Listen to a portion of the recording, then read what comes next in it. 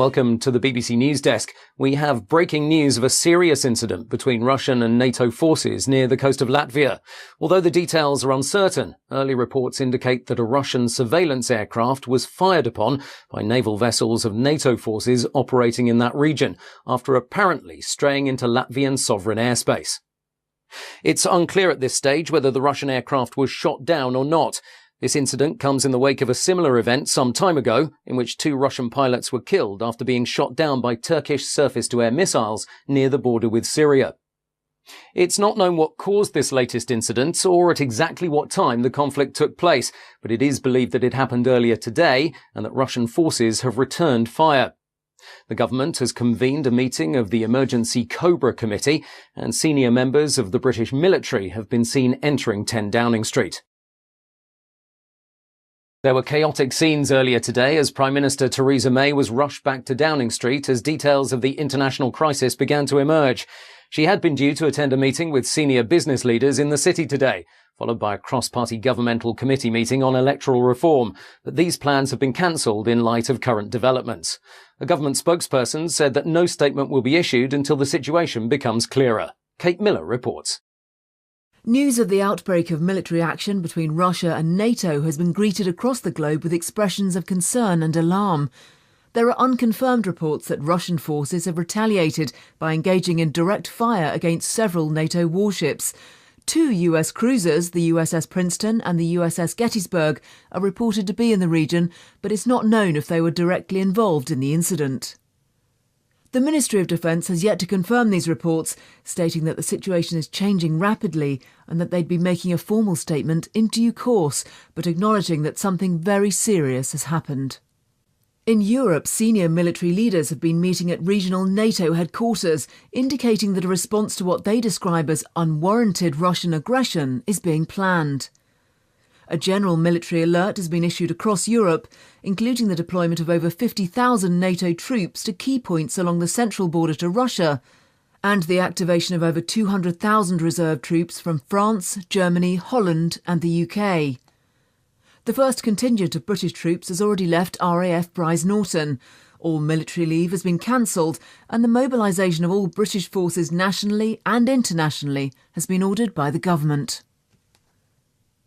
And we're just receiving reports that at least 1 NATO warship has sustained serious damage as a result of direct fire from Russian forces.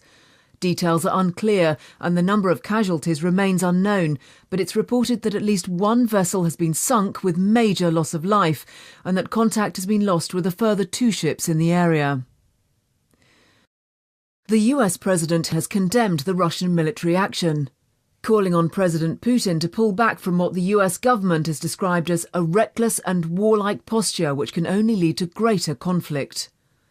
World leaders have expressed their condemnation of Russian military action, stating their support for US and NATO forces and their hope that a peaceful, negotiated settlement to the conflict can be achieved. The Pentagon has convened a meeting of the Joint Chiefs of Staff, and a worldwide military alert has been declared for all US forces with immediate effect. We'll be bringing you further information on the US response to the situation as details emerge. The conflict in the Baltic Sea continues to escalate, with reports that a number of Royal Navy vessels have joined the battle. It's believed that HMS Lancaster and HMS Duncan are leading the British response, and that HMS Northumberland is en route to provide additional support. The Royal Navy Trafalgar-class submarine HMS Torbay is believed to be in the region, but it is not clear whether it's involved in the conflict. The Ministry of Defence has declined to comment, stating that the military response to the situation would be proportionate, but that it would not be appropriate to discuss any details thereafter. Several destroyers from the Russian Baltic fleet have been spotted near the coast of Finland, indicating a potential major escalation in the scale of the conflict and increasing fears that the fighting may get out of hand before a political solution can be negotiated. In response to global condemnation of Russian military action, President Putin has stated that Russia will use whatever means are necessary to defend itself, including the use of its strategic military capabilities. Russian forces are already at a heightened state of combat readiness following significant military exercises over recent months and the deployment of the Russian S-400 advanced surface-to-air missile system along the central border between Russia and Western Europe. Reporting restrictions have been imposed due to the sensitivity of divulging troop movements, but we're hoping for an update from our local reporters in the region and from other news networks in due course. In the UK, the mobilisation of the armed forces is continuing, with a full recall of all reserve forces and heightened security at military bases and airfields. Typhoon fighter jets from 29 Squadron at RAF Coningsby in Lincolnshire and 6 Squadron at RAF Lossiemouth in Scotland have begun patrolling UK airspace, and restrictions on civilian and commercial air traffic have been imposed around military and nuclear power facilities. The Ministry of Defence has ordered the dispersal of key military forces and strategic bomber aircraft to various bases across the country, and the British submarine fleet has left the naval bases at Faslane in Scotland and from Plymouth on the south coast. Traffic restrictions have been reported on certain motorways and access points, causing tailbacks in many areas and bringing traffic to a virtual standstill on parts of the M25. Emergency services and hospitals in the UK have also been placed on high alert.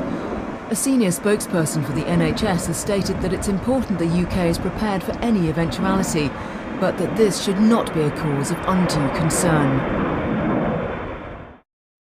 And just to recap on the main points so far, a serious incident has been reported between Russian and NATO military forces in the Baltic Sea, apparently resulting in direct fire from Russian warships against US and British naval forces, resulting in the loss of at least one naval vessel, and with casualties now exceeding over 200 troops killed and several hundred more either injured or unaccounted for.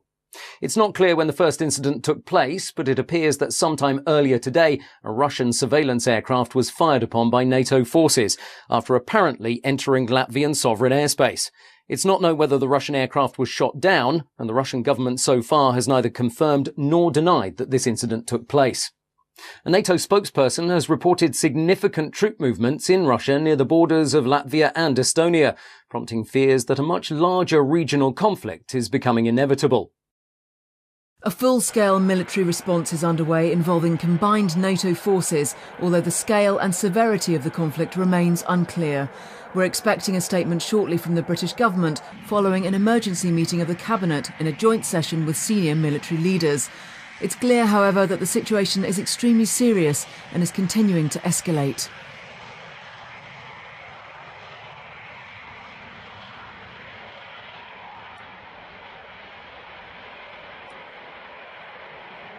Downing Street has confirmed that all parliamentary sessions have been suspended for today and that heightened security measures have been put in place around major governmental and military facilities. Reporting restrictions have also been imposed on all major news networks, reflecting what the government described as a sensitive and volatile situation which represents a substantial and immediate threat to our national security. And with the latest report from the conflict, it's believed that a Russian-guided missile destroyer has been hit by a missile fired by the British naval fleet, apparently sustaining major damage with many casualties. Heavy fires on board have been reported as NATO forces continue to retaliate. Russian search and rescue vessels are on the scene, with additional support en route from their Baltic fleet, who are expected to arrive in the region shortly. And we do now have footage of the conflict from the region. This is the scene of Russian warships based directly off the coast of Finland.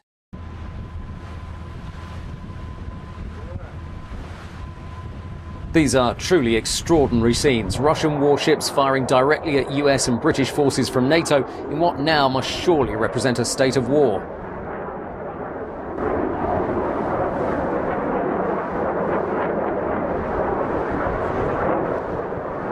We expect to receive a statement from Downing Street shortly about the escalating crisis and how British and international forces plan to respond to the situation.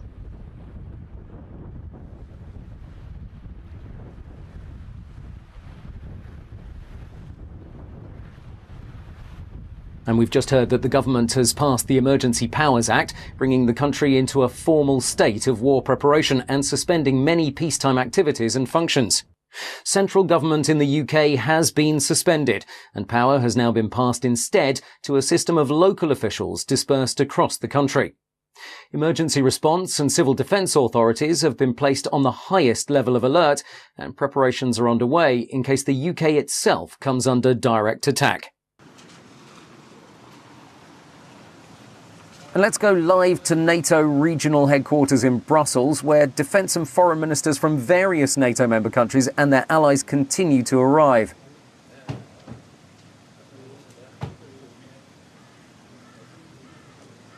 One of the early arrivals is the Belgian Minister of Defence, Steven van der Puut, joining his counterparts from a growing number of NATO member countries and their allies.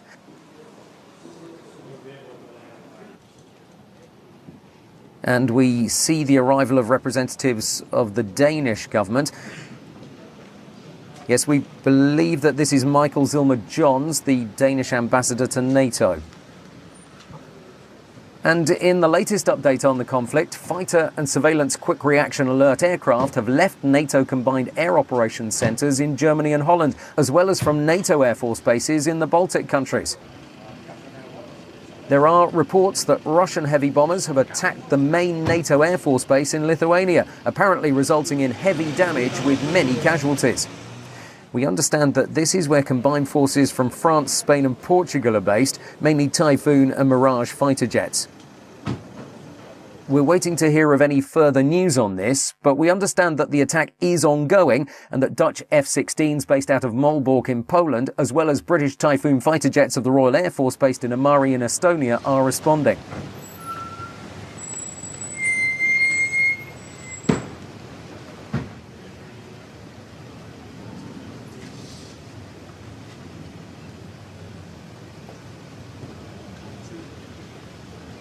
And this is US Secretary of Defense Ashton Carter just arriving at NATO headquarters in Brussels, clearly accompanied by several high-ranking military commanders, surrounded, as you would expect, by US Secret Service, and again, not wanting to address waiting reporters.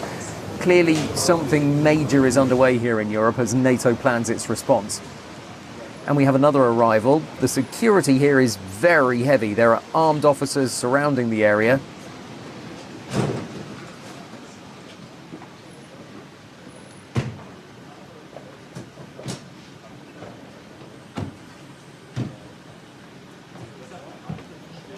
And this is the German Minister of Defence, Ursula von der Leyen, speaking with senior military commanders.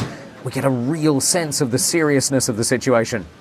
And we'll come back to NATO headquarters in Brussels. We expect the British Secretary of Defence to arrive there shortly. But for the moment, let's go back to Kate Miller to see what the latest developments are. Kate. Thanks, John.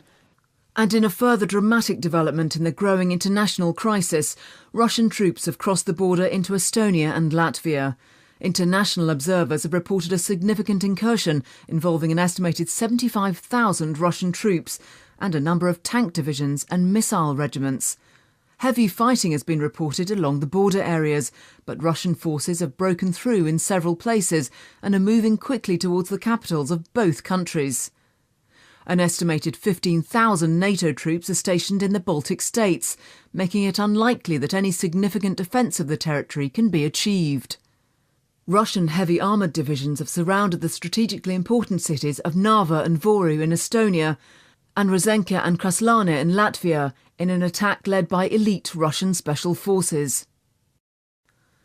Russian troops and heavy armoured divisions based in Belarus and in the Russian enclave of Kaliningrad have also been massing along the border of Lithuania, with incursions of Russian fighter and surveillance aircraft already being reported in Lithuanian airspace.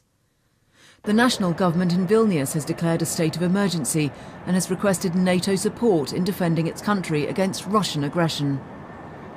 In New York, an emergency session of the United Nations Security Council is underway, and the Russian ambassador to the United States is currently meeting with senior officials at the White House in what's being described as a frank and earnest exchange of views about the growing international crisis. In Moscow, Russian President Vladimir Putin has defended the actions of his military forces, stating that Russia has been provoked beyond measure by years of political and military encroachment by Western nations, and that the time had come to assert its right to defend legitimate cultural and political interests in former Soviet countries. It's not known whether the US president has had any direct contact with his Russian counterpart, or whether the so-called hotline between the White House and the Kremlin, in place since the Cuban Missile Crisis, has been used since the conflict started. The US President, the US Secretary of State, plus a number of other key political and military leaders have left Andrews Air Force Base in Air Force One and are likely to remain airborne until the crisis is stabilised. NORAD has declared DEFCON 2, bringing all American strategic nuclear forces to a high state of readiness and sending America's strategic bomber wings to their assigned fail-safe points across the globe. All remaining vessels of the US submarine fleet have sailed from their bases, joining an already substantial contingent of naval vessels in international waters. Let's go back to NATO regional headquarters in Brussels. These were the scenes a few moments ago. The British Secretary of State for Defence, the Right Honourable Michael Fallon MP, in Brussels originally to chair a NATO committee on defence planning, but now arriving at this emergency meeting of international NATO leaders. Many of the government ministers and representatives we see today were already in Brussels for various NATO Council meetings. Others have been rushed here to join the emergency session of senior military and political leaders.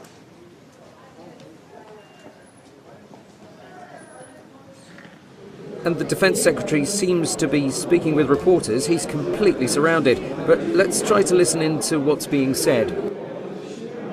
Well, this is further reassurance for our allies on the eastern flank of NATO, for the Baltic states and for Poland.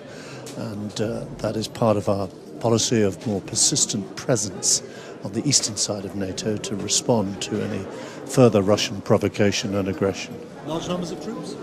A small number of troops to start with. Can I accept that NATO is on the back foot? NATO and Britain, of course, therefore, have all been outfoxed by Russians.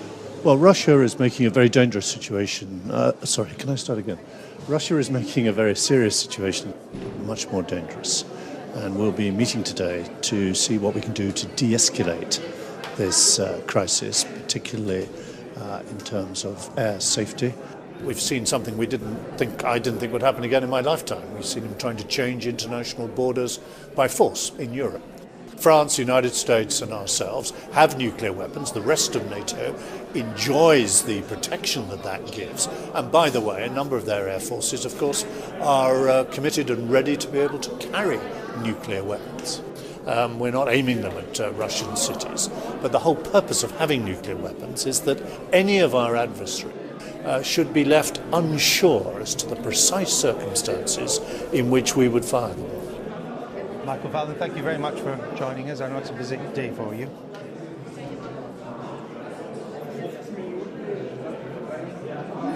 And just to recap quickly on the main points so far, things have been moving very quickly from what started earlier today as a rumour that NATO forces had fired on a Russian surveillance aircraft, to a situation where Russian forces are engaging in ongoing heavy combat with combined forces from different countries in the NATO alliance.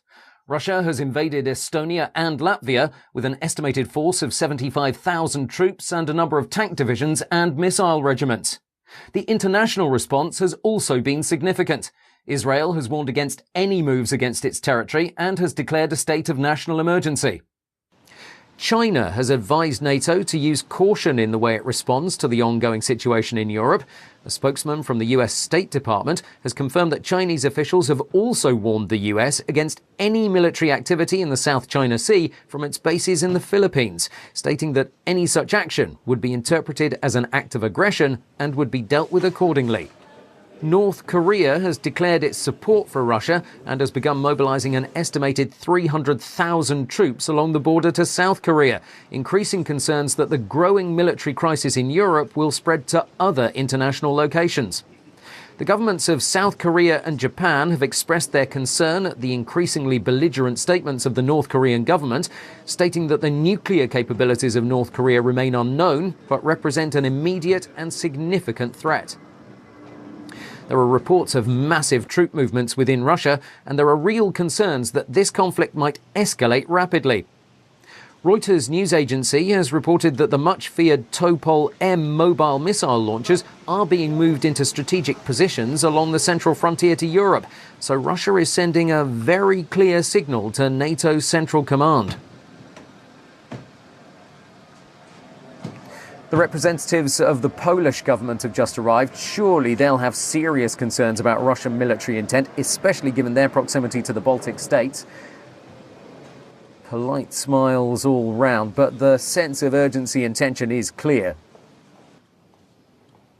And almost straight away we have another arrival. I'm not completely sure which country this delegation's from. This is live from Brussels.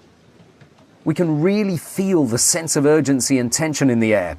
Security is extremely tight and very few of the representatives really want to stop and talk to the media. Clearly, this is a situation of the utmost seriousness and no doubt a full military response is being planned.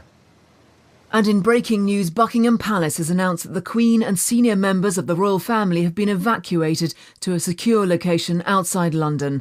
No details have been given, and it's not clear when exactly the evacuation took place, but sources indicate that the decision was based on advice from the Defence Secretary, who's currently attending an emergency session of senior NATO military leaders in Brussels. The Queen is apparently fully aware of the ongoing situation and is being kept informed of developments as they occur. Buckingham Palace has said that they will not be issuing a formal statement beyond this announcement, but that they urged people to remain calm and to monitor the situation closely.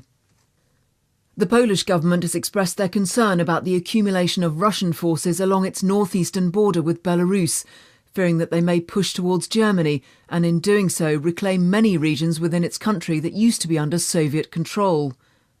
Poland for many years has permitted NATO early warning and defence missile systems on its territory in a move seen as provocative by the Russian military, and these are likely to be targeted by Russia in any significant move of its army towards Western Europe. Large-scale evacuations have already been reported in Warsaw and Krakow, prompting fears that the movement of people away from major cities might interfere with the deployment of troops and military vehicles to key defence positions.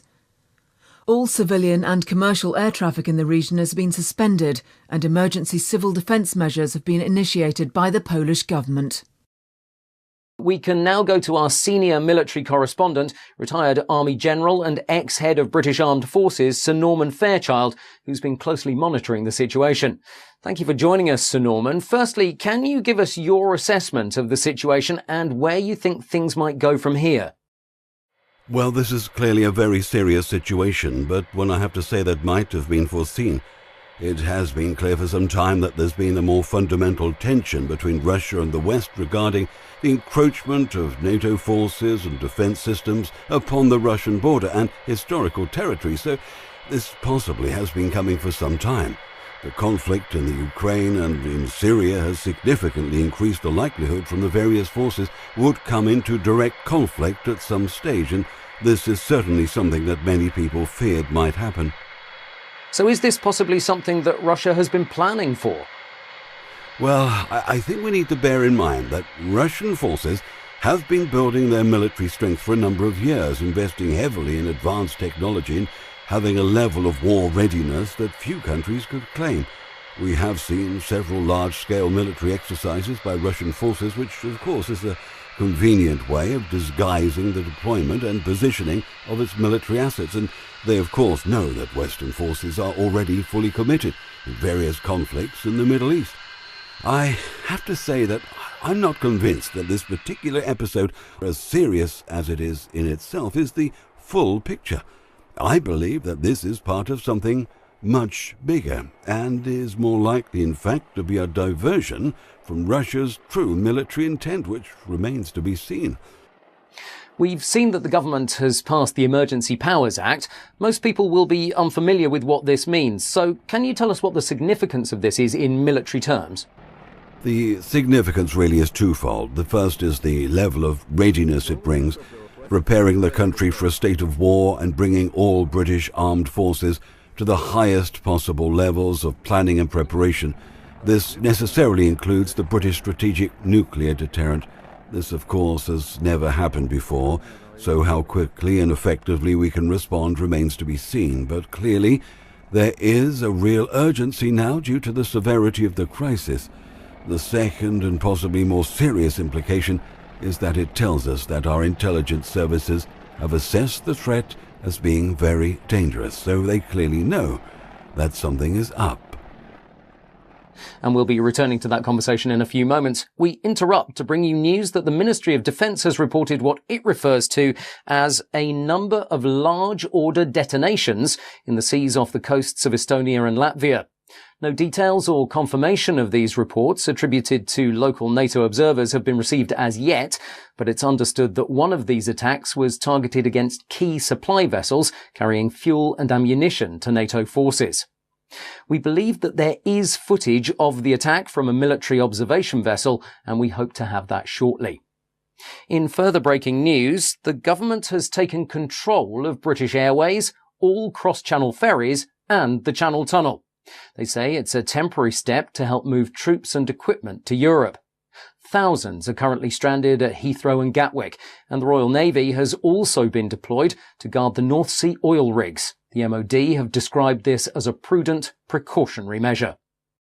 And in a controversial move, the Turkish government has refused to allow NATO forces to use their sovereign airspace, warning that any such incursion would be seen as a hostile act.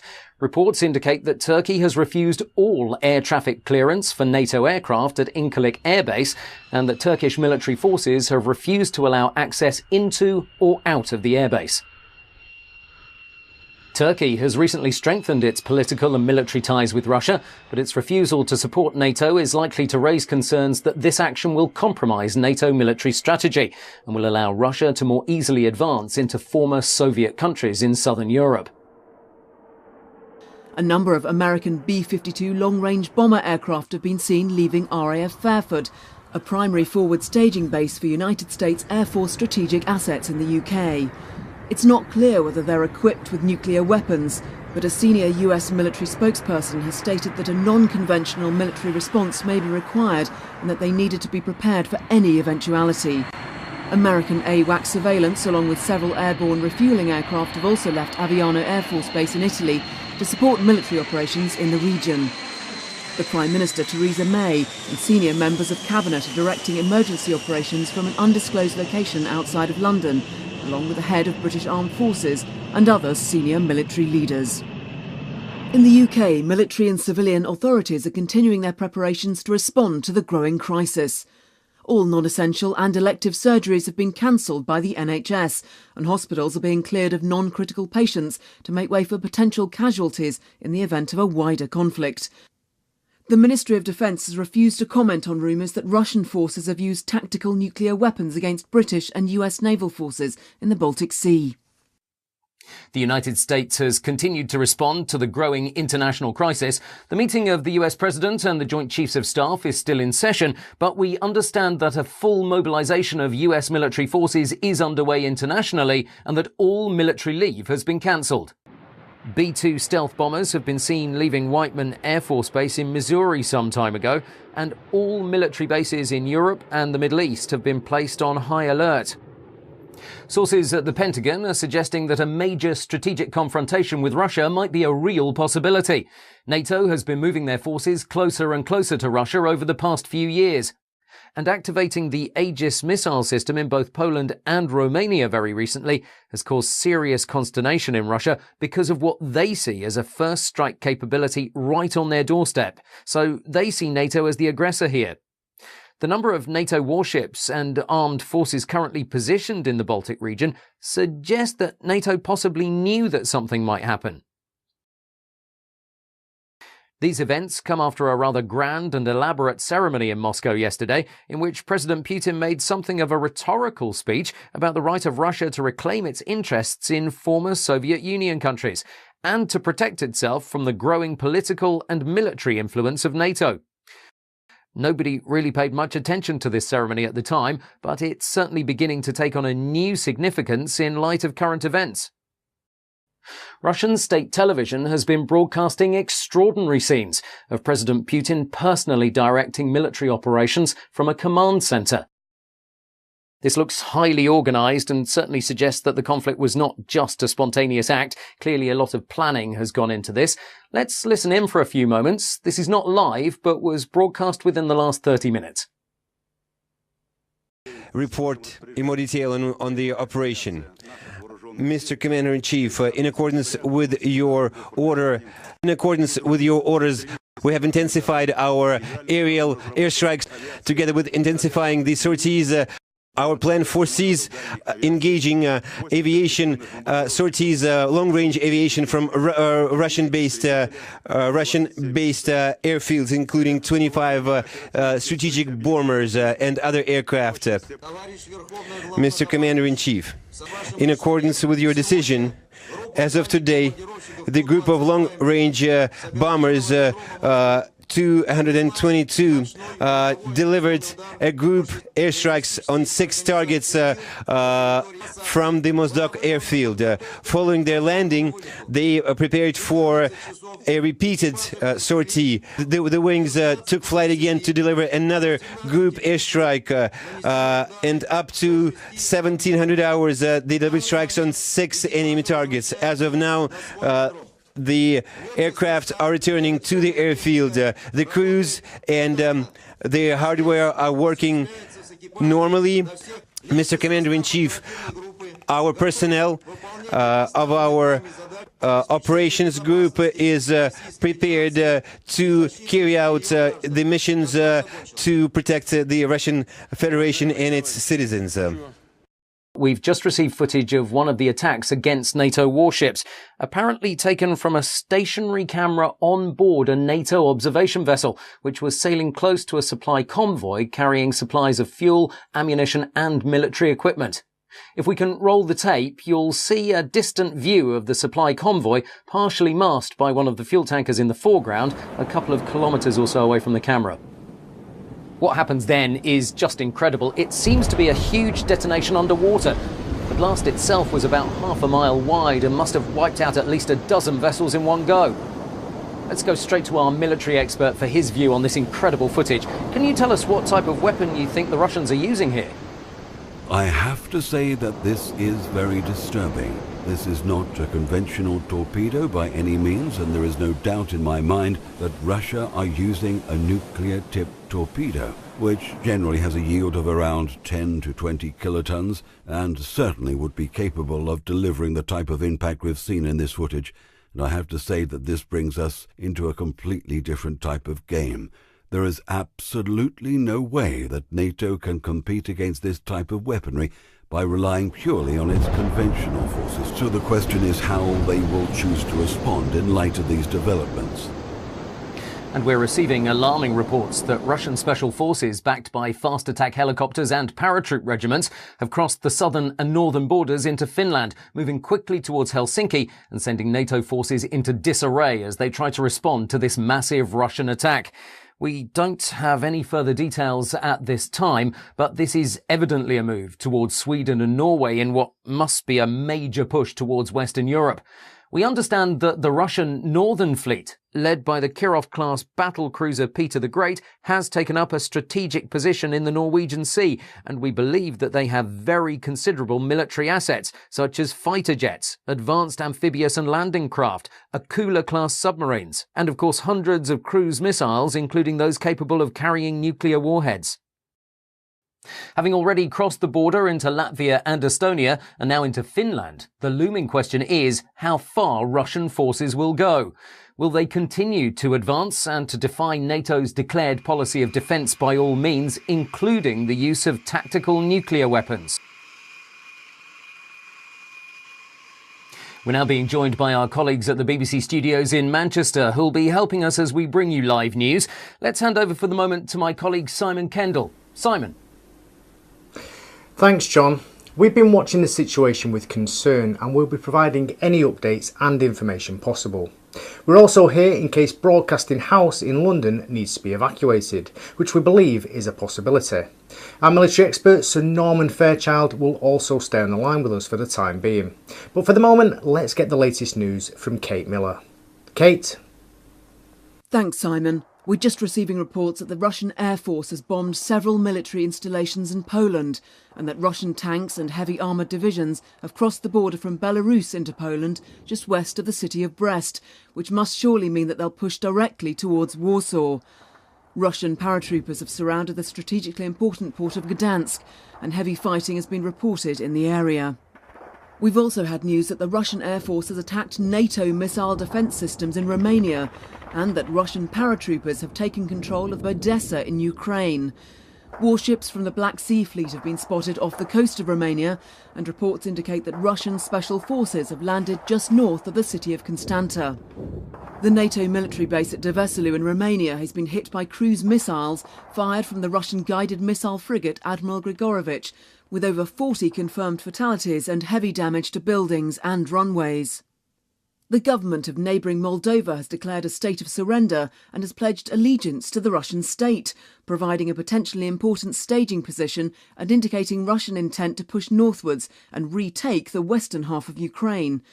An estimated 20,000 Russian troops are reported to be massing on the border of Belarus, just north of the Ukrainian capital of Kiev, furthering concerns that a complete invasion of the former Soviet country is underway. The Russian government has warned against any NATO interference in its military activities in Ukraine and the Baltic region, stating that any hostile action by NATO forces would require a full retaliatory response against Western Europe and the United States. A statement from NATO Central Command is expected shortly, and we'll bring you that as soon as it comes in. So Norman, what's your assessment of the situation given this latest news? Clearly this is a very worrying development, and there can be no doubt now that this is part of an orchestrated and premeditated strike by Russia against the West. NATO will have to respond, but we've clearly been caught napping. The West is totally unprepared for this type of scenario, so I think we're in serious trouble here. NATO Central Command has confirmed that Russia has invaded Romania, adding that giant Antonov and Ilyushin military cargo aircraft of the Russian Air Force have dropped elite Russian special forces and heavy combat equipment and vehicles within 20 kilometres of the eastern border of Hungary and south of the Romanian border to Ukraine.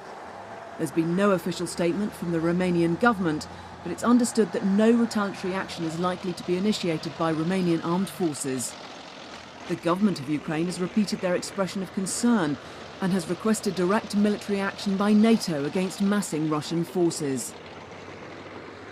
The Russian government has repeated its assertion that its action is in response to years of increasing encroachment and political interference by NATO and its allies, warning that they'll respond massively should NATO create any further escalation in the conflict.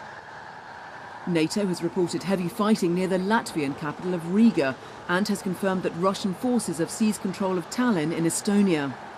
Russian forces are moving rapidly west towards Helsinki in Finland and are continuing to engage in heavy naval battles in the Gulf of Finland. In Poland, heavy fighting has been reported as Russian forces move towards Warsaw, both from the north and east. The strategically important port of Gdansk has been captured, increasing the Russian stronghold in the Baltic Sea and providing an important staging point for further military action towards Western Europe. Thanks, Kate. We now have on the line Keith Fuller, an expert in civil defence and chief advisor to the government on emergency measures and contingent planning. Keith, we appreciate you joining us. You, more than most people, will appreciate the seriousness of the situation, and we know that there's growing concern that this conflict might escalate into a more strategic nuclear confrontation. The standard advice to the public is to gather food and water and to create a shelter in their home to protect them against blast and fallout. What's your assessment of the effectiveness of such measures? I can tell you that I've worked in civil defence for some 25 years, and the literature that was being churned out in the 50s is practically the same as we now have this idea of upturning a table and putting it against a wall and surrounding it with cushions and painting the windows white and bringing in enough food to last for a fortnight into the room so that you can live in this room for a fortnight. I mean, good heavens, if this building is in the target area and it's shattered, broken in some way, then the fallout dust, which comes down immediately after the explosion in high levels, very heavy dust, the initial stuff that comes down, this will be very, very highly radioactive. It will not be stopped by cushions, it will not be stopped by wood, and the people that are sheltering in that makeshift shelter will certainly be dead within a few days to a few weeks from radiation sickness. But with respect, I know that you've been critical of government policy on civil defence, but this is the general advice from government sources. Surely it has some merit in protecting people if there's a major attack. Isn't this the whole basis of the principle of protect and survive? I would call it neglect and die in its present form, because I don't think anyone could survive in the cities in makeshift shelters. It's absolutely preposterous to expect anyone to survive under those conditions. Thank you, Keith. We're being joined live via Skype by our Eastern European correspondent Andreas Siebler, who's based in Warsaw. Andreas, can you update us on the situation in Poland? We have an alarming situation here in Warsaw. People are very concerned and many are leaving the city. A short while ago we had a strange incident. The sky lit up a number of times. I could see it through our windows. The light just changed and it was very unusual. We have a few fixed cameras overlooking the city on the top of our studio building, and we can see that something did happen a few moments ago. Nobody knows what is really happening. Andreas, we understand that the Polish government has declared a state of emergency, but have you witnessed any direct fighting or heard from anyone closer to the front line? We are hearing sirens over Warsaw. We think that something is about to happen. We have been told to get shelter as quickly as possible. Maybe they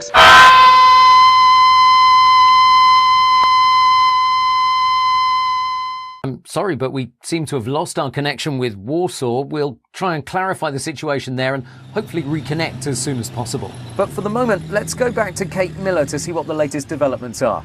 Kate. Thanks, John. The leader of the Labour Party, Jeremy Corbyn, has complained that the government is not telling the public the whole truth about the conflict, arguing that people have the right to know what's happening and what danger they face. The Mayor of London, Sadiq Khan, has ordered emergency announcements to be broadcast and has instructed that all underground stations be immediately open to members of the public to provide shelter against a possible air attack on the capital. And I'm sorry to interrupt. We've just had breaking news of a significant explosion at RAF Fylingdales in Yorkshire, the home of Britain's ballistic missile early warning system, in what appears to be the first direct attack against UK forces on British soil. We've also had reports of similar attacks on Thule Air Force Base in Greenland and on Clear Air Force Station in Alaska from what appears to be submarine-launched ballistic missiles. Sir Norman, this is clearly a strategic move by Russian military commanders. Yes, all of these military bases are part of a network of early warning radar systems designed to detect a nuclear launch against the West and to help to target incoming nuclear warheads. NATO has quite a substantial anti-ballistic missile system, but it relies on accurate targeting. So without these advanced radar capabilities, we'll be more or less shooting blind. It's pretty clear that we're going to get into a real shooting match very soon. Thank you, Sir Norman. Obviously, we'll be monitoring the situation carefully as the mobilisation of British forces continues to accelerate. We have live footage from RAF Northolt near London. These appear to be Typhoon fighter jets taking off in rapid sequence. We have unconfirmed reports that RAF fighters have been sent to intercept Russian long-range bomber and surveillance aircraft. We stress that this is not confirmed, but we will bring you as much information as possible as we receive it. For X-ray Lima 41 and 42 for potential renegade Alps vector 05, 1326 and 1327. Scramble, scramble, scramble, acknowledged.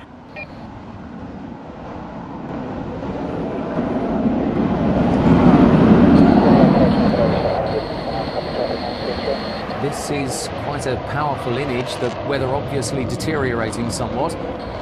Clearly heading straight to a high altitude as quickly as possible. The men and women of the Royal Air Force on their way into what must be a very uncertain future. Take 7, US has moved to DEFCON 1. Secure the perimeter. Over. Roger that.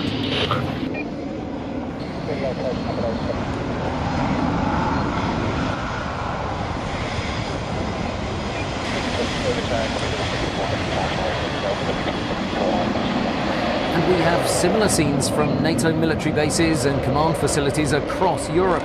Clearly, the military situation is of grave concern, but we're limited in what we can report. We've just heard that we can expect a live statement from NATO's Central Command in the next few minutes. Obviously, we'll bring you that as it happens. And we've just had news that the US ambassador and senior consulate staff are being evacuated from central London. Clearly, something has gone terribly wrong. Heavily armed US Secret Service personnel are escorting US diplomatic staff to waiting helicopters and military aircraft.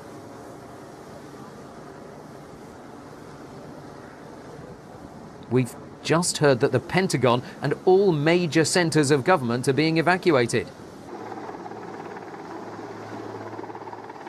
I'm not sure if that's Green Park or St James's Park in London, or possibly Hyde Park. These scenes are just unbelievable.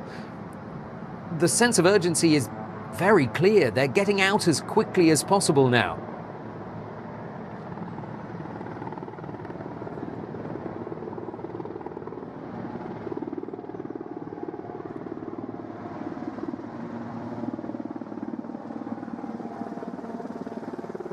This is certainly a very frightening scene. All US military bases in Europe have been ordered to get their remaining aircraft into the air in what appears to be a frightening escalation in the conflict.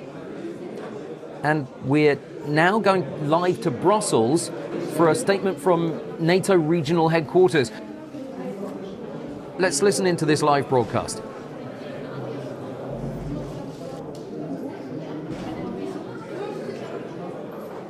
The Secretary General will start and then we'll be able to take a few questions. Secretary General. The security environment in which we meet today is dark.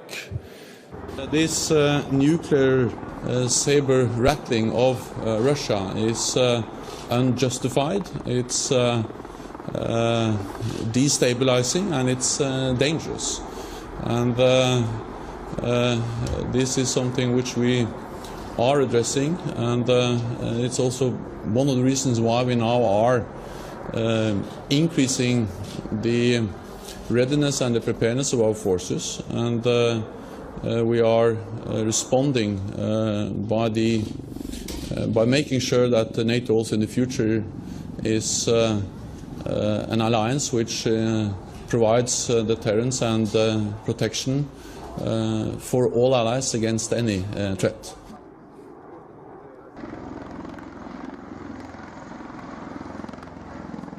And we've just had reports of a major detonation at Beale Air Force Base in California. We've had amateur footage from a number of sources in Sacramento that clearly show a huge cloud from what appears to be a massive explosion in the distance. Beale Air Force Base is part of the US ballistic missile early warning system and is a very important strategic target. We're receiving several videos and photos from news agencies indicating that something very serious has happened in California. We're expecting a statement from the Federal Emergency Management Agency at any time now. And we've just had a statement in from NATO Central Command. Western forces have used battlefield nuclear weapons against advancing Russian troops in eastern Poland, and have also confirmed the destruction of the Russian city of Kaliningrad, which was a major military centre and submarine base. The Polish capital of Warsaw has been hit by a nuclear detonation, estimated to be in the 1 megaton range, targeted at advanced NATO positions to the east of the city, with no casualty figures as yet from its population of 1.7 million citizens. American B-2 strategic bombers have attacked Russian military bases in Belarus, and B-52 long-range bombers continue to approach Russian sovereign airspace. A NATO spokesman has said that efforts to contain the conflict are ongoing, and that the American and Russian presidents are in direct contact at this time. The US president has assured the American public that everything is being done to resolve the situation peacefully, and that the US government remains confident that the conflict can be contained. There are rumours that major Russian cities are being evacuated, and that a national civil defence programme is underway to move citizens to underground shelters and subway systems. In Britain, the Ministry of Defence has said that it continues to monitor the situation very closely, and that all efforts are being made to ensure the safety and security of the United Kingdom. The Prime Minister, Theresa May, is said to be gravely concerned about the escalating crisis, but has asked the public to remain calm and to be confident that everything's being done to resolve the situation peacefully. The Archbishop of Canterbury and other senior religious leaders have asked people to come together in prayer at this time of great peril and to have faith that goodness will prevail over the forces of destruction. And we've just had more breaking news that thermonuclear bombs of undetermined strength have exploded at NATO regional military headquarters in Brussels and at a major US military and radar base in Wiesbaden in Germany, resulting in the reported destruction of the city of Mainz and the outskirts of Frankfurt.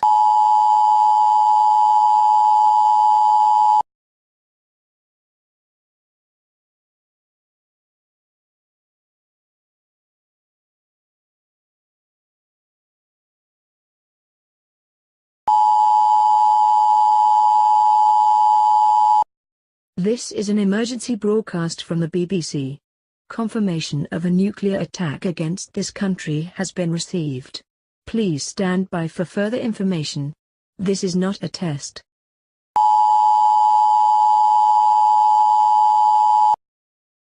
This is an emergency broadcast from the BBC. Confirmation of a nuclear attack against this country has been received. The threat level is extreme, meaning that a major attack is imminent. All airports and motorways have been closed for military use.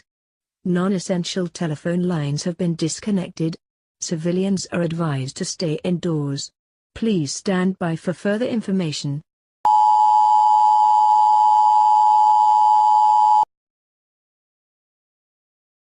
This is an emergency broadcast from the BBC. The following locations have been confirmed by radar tracking as primary targets: London, Manchester, Birmingham, Liverpool, Glasgow, Crewe, Portsmouth, Cardiff, Newcastle, Leeds, Oxford, Sheffield, Plymouth, Edinburgh, Hull, Aberdeen, Derby, Coventry, Folkestone, Swansea, Leicester, Ipswich, Dover, Sellafield, Perth, Faslane, Cambridge, and Newport.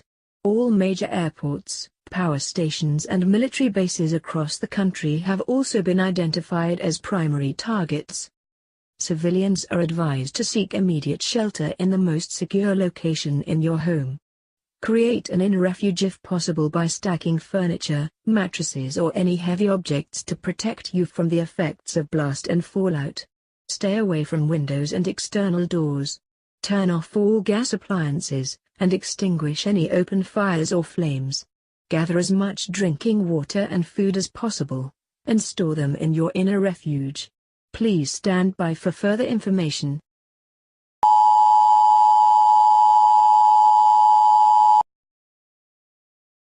This is an emergency broadcast from the BBC.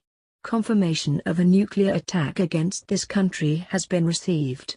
When nuclear impact is imminent, the attack warning red signal will be broadcast. The attack warning red signal will be sounded when nuclear impact is expected to occur within 90 seconds. When you hear the attack warning red signal, it means that your life is in danger and that you must act immediately. Seek immediate shelter in your inner refuge, or in the most secure location available to you. Do not go out of doors. Do not stay in any location where you might be exposed to the direct flash from a nuclear detonation, and do not look at the nuclear flash as this can cause permanent blindness or damage to eyesight. Right now you should focus on collecting water, food and other essentials. Store them in your inner refuge. Collect any medical supplies, clothing and bedding you might need. Bring a battery-powered radio if possible, as this may be the only way of getting information after the primary attack. Gather books, reading materials, and a torch and batteries if you can. You will need to remain in your inner refuge for at least 14 days, due to the lethal effects of radioactive fallout. Please stand by for further information.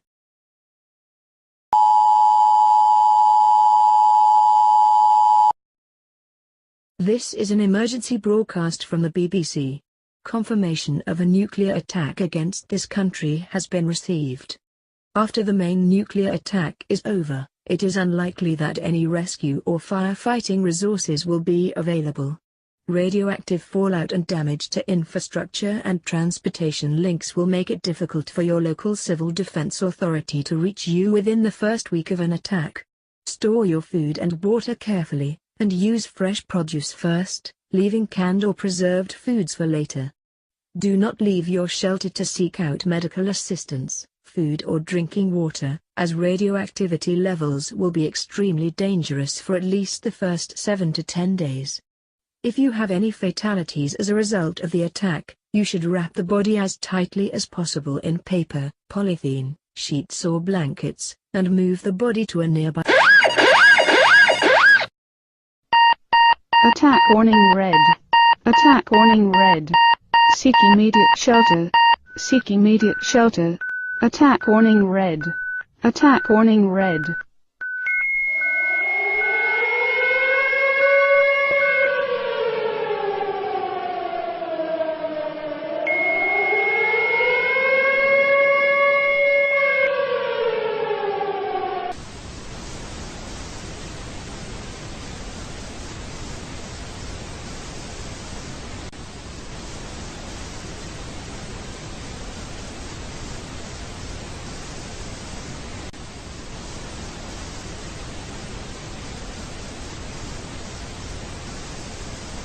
Government is described as a reckless and warlike posture which can only lead to greater conflict. World leaders have expressed their condemnation of Russian military action, stating their support for US and NATO forces and their hope that a peaceful, negotiated settlement to the conflict can be achieved. The Pentagon has convened a meeting of the Joint Chiefs of Staff, and a worldwide military alert has been declared for all US forces with immediate effect. We'll be bringing you further information on the US response to the situation as details emerge. The conflict in the Baltic Sea continues to escalate, with reports that a number of Royal Navy vessels have joined the battle. It's believed that HMS Lancaster and HMS Duncan are leading the British response, and that HMS Northumberland is en route to provide additional support. The Royal Navy Trafalgar-class submarine HMS Torbay is believed to be in the region, but it is not clear whether it's involved in the conflict. The Ministry of Defence has declined to comment, stating that the military response to the situation would be proportionate, but that it would not be appropriate to discuss any details thereafter. Several destroyers from the Russian Baltic fleet have been spotted near the coast of Finland, indicating a potential major escalation in the scale of the conflict and increasing fears that the fighting may get out of hand before a political solution can be negotiated. In response to global condemnation of Russian military action, President Putin has stated that Russia will use whatever means are necessary to defend itself, including the use of its strategic military capabilities. Russian forces are already at a heightened state of combat readiness following significant of concern and alarm. There are unconfirmed reports that Russian forces have retaliated by engaging in direct fire against several NATO warships.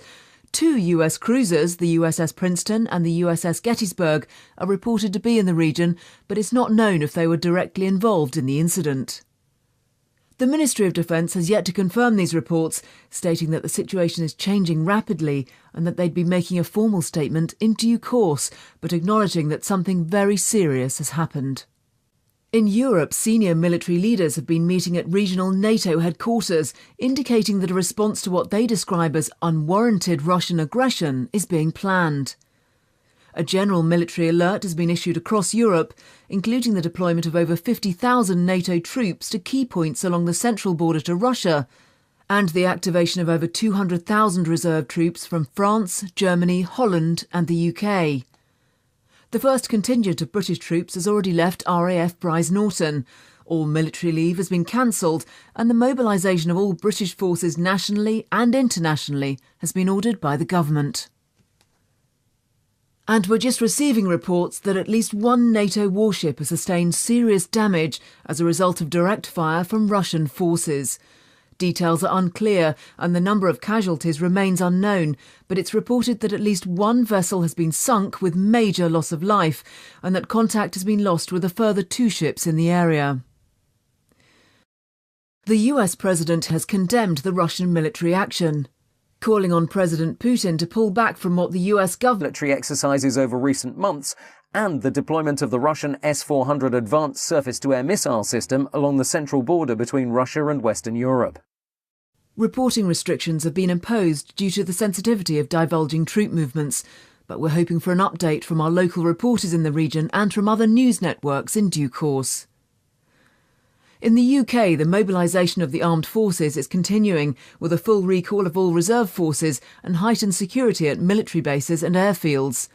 Typhoon fighter jets from 29 Squadron at RAF Coningsby in Lincolnshire and 6 Squadron at RAF Lossiemouth in Scotland have begun patrolling UK airspace, and restrictions on civilian and commercial air traffic have been imposed around military and nuclear power facilities.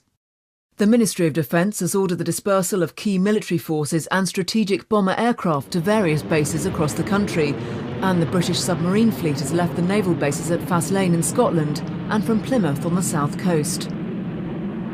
Traffic restrictions have been reported on certain motorways and access points, causing tailbacks in many areas and bringing traffic to a virtual standstill on parts of the M25. Emergency services and hospitals in the UK have also been placed on high alert. A senior spokesperson for the NHS has stated that it's important the UK is prepared for any eventuality, but that this should not be a cause of undue concern. And just to recap on the main points so far, a serious incident has been reported between Russian and NATO military forces in the Baltic Sea, apparently resulting in direct fire from Russian warships against US and British.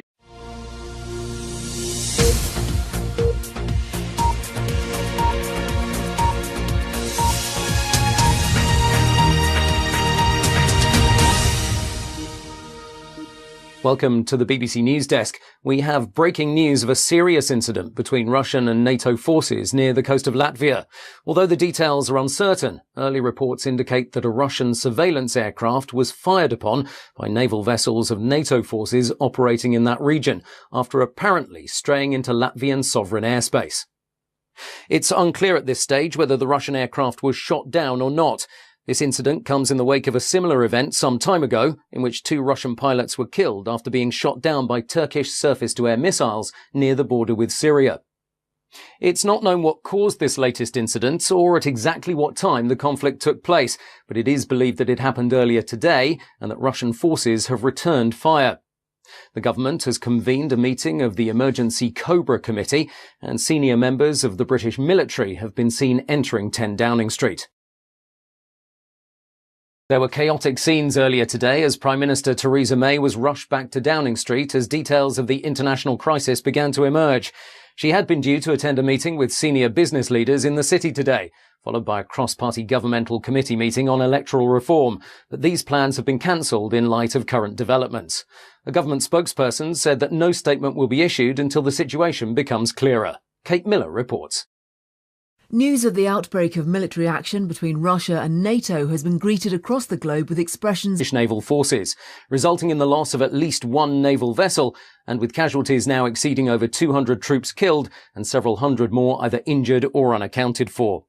It's not clear when the first incident took place, but it appears that sometime earlier today, a Russian surveillance aircraft was fired upon by NATO forces, after apparently entering Latvian sovereign airspace. It's not known whether the Russian aircraft was shot down, and the Russian government so far has neither confirmed nor denied that this incident took place. A NATO spokesperson has reported significant troop movements in Russia near the borders of Latvia and Estonia, prompting fears that a much larger regional conflict is becoming inevitable.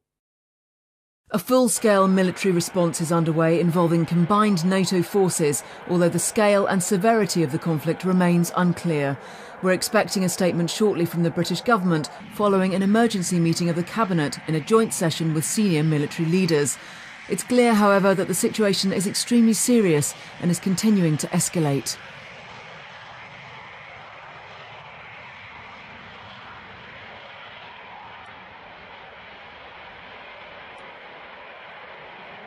Downing Street has confirmed that all parliamentary sessions have been suspended for today and that heightened security measures have been put in place around major governmental and military facilities. Reporting restrictions have also been imposed on all major news networks, reflecting what the government described as a sensitive and volatile situation which represents a substantial and immediate threat to our national security. And with the latest report from the conflict,